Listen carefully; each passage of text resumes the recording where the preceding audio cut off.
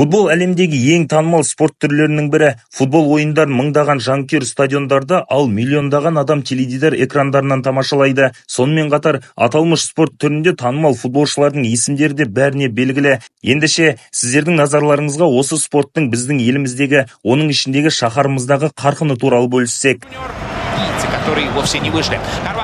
Осыдан тура 3 жыл бұрын өз жұмысын бастаған Яссы футбол клубы бүгінде еліміздің бірінші лигасында ойын көрсетуде. Аталмыш лигада 16 команда бақ сынауда. Осы 16-ның арасынан үздік атанған 2 команда премьер-лига ойындарына жолдама алса, соңғы орынға жайғасқан командалар керісінше екінші лигаға түседі. Ал біздің қала тұрғындары шаһарымыздың намысын қорғап жүрген команда туралы біле ме? Тұран командасын білемін. Тұранды ғана ма? Иә. Яссы Түркістан деген команданы естуің бар ма клубта?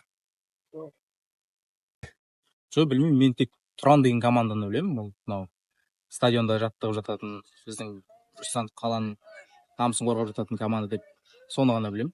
Аталмыш дода барысында жергілікті команда жақында ғана Ақтөбе қаласына барып бақ сынады. Есеп айтарлықтай жақсы нәтиже бермеді. Дегенмен, аладоп шеберлері жақсы нәтиже күтетіндей де жағдайда болмағаны көрініп тұр. Сөзімізге себеп шаһар намысын қорғауға барған команданың материалдық жағдайы.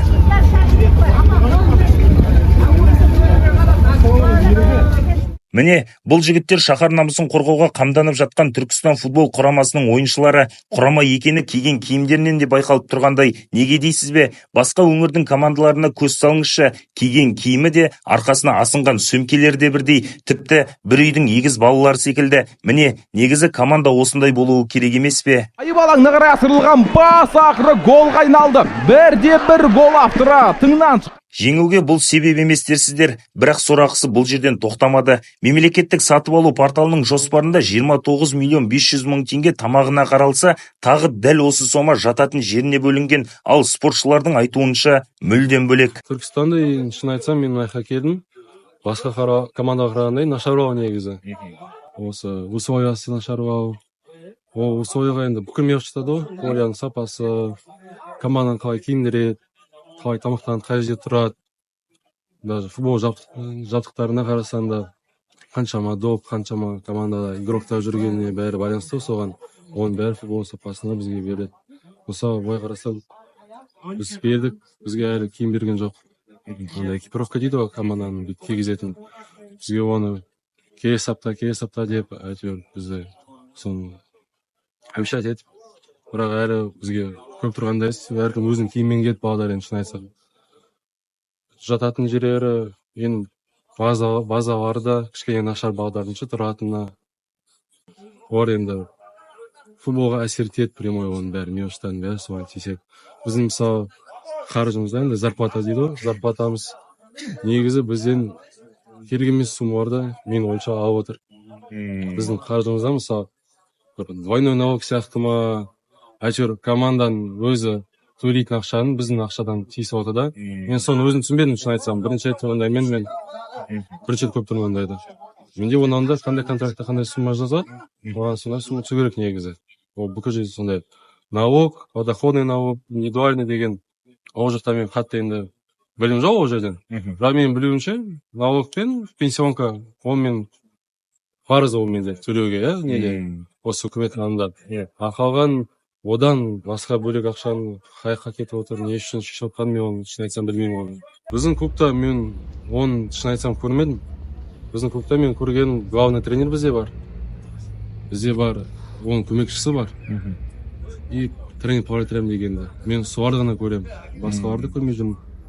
Осы ең тек қана бөлек айтатын сол главный тренерға біз өзіміз командамен ризамыз негізі. Главный тренер осы шетелден келді, оның менталитеті көрініп тұр. Оның балдарға жаны ашитыны көрініп тұр. Мысалы, даже бізде мысалы бізге суточный беру керек бізге. Ол бізге әлі түспеді. Біз тренер оны бізге оның жаны ашығаннан өзінің қалтасынан ақша шығарып, әркімге өзінің, мысалы біз ойыншы бар, местный дейміз ғой енді, осы жақ тұратын. Соның әйелі, по-моему, мен естігенде, тамақ жаңағы тренер алған ақшасын, продукциясын соны дайындап, бізге әкеліп отыр енді оған. Ал риза болсын ондайға. Тренер осылай бөліп, жаны ашығанына риза болсын. Содан біз балдармен тренерға біз ризамыз негізі. Біз сол тренер үшін біз поляда 100%-ға ұмтылысатынбыз.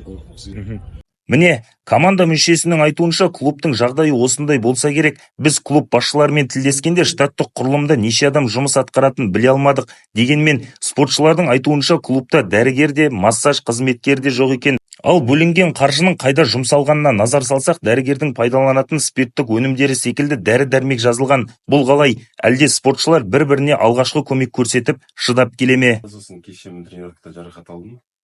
Осы жерге жатқызып қойды бізді. И то ол клуб емес, жаңағы Малибай ағаның танысы Хамза аға. Оған да рахмет. Бесплатно бізді жатқызып емдеп жатқан үшін. Қолдау ретінде Иә, осы көмегін көрсетіп емдеймін деді. А былай негізі ол бәрі клубтың арқасында болу керек қой. Өйткені по контракту мен осы қала үшін ойнап жатырмын. Осы шетте алған жоқпын жарақат, тренировка кезінде алдым. Полный маған лечение беріп, полный нету керек болған. Бірақ оның ешкім ештеңе деген жоқ. Сіздерге қолдау білдіріп отырған біздің қалалық әкімді танисыңдар ма? Танисың ба? Қалалық әкім бір ойындарына келіп, осы Түркістандағы ойындарға келіп бір өзі көріп, сендерге бір қолдау білдірген кез болды ма? Білмеймін, мен осы қашан бізде ойындар болған жоқ қой, бірінші ойын. Мен міне үйде бірінші ойын ғой бізде. Біз көреміз, келе ма, келмей ма. Есен 3 жыл болды ойнар жайында, есен сұраңыз.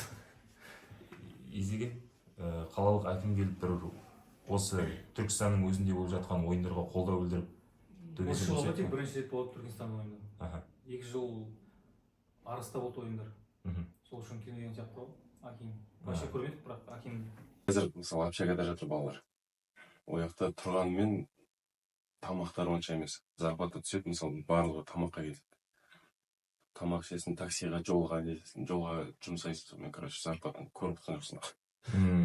Түркістанның абыройы үшін тер төгіп жүрген спортшыларымызға қолдау білдіріп, Тараз футбол клубымен өткен ойынға біз де бардық. Дегенмен спортшылардың айтуы рас болып шықты. Қала әкімі де, әкім орынбасарларын да байқамадық. Шаһар намысын барымен базар етіп қорғап жүрген ойыншылардың ішінде толған өксігін қала әкімі Нұрбол Тұрашбеков мырзаның қарауына қалдырамыз. Ал бірінші лигадағы Тараз бен түркістандықтардың арасындағы ойынға келер болсақ, алаң иелері жақсы нәтижемен аяқтап, түркістандықтарды қуанышқа бөледі. Ержан Смағұл, Жаңа Тұран, анық ақпаратпен жедел жаңалық.